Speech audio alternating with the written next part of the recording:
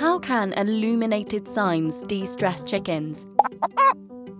Make the connection with EU Science.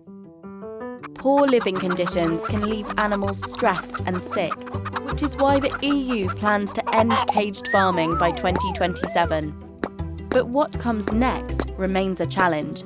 Hens naturally congregate in small groups, and large living spaces can be frightening. The EU-funded Chicken Stress project sought to identify chicken-friendly designs. It found adding light to hatching rooms aided healthy brain development, while illuminated trails encouraged hens to explore their new home. By supporting higher welfare standards, research can ensure the EU is a great place to live for animals as well as people. Find out more at cordis.europa.eu and follow us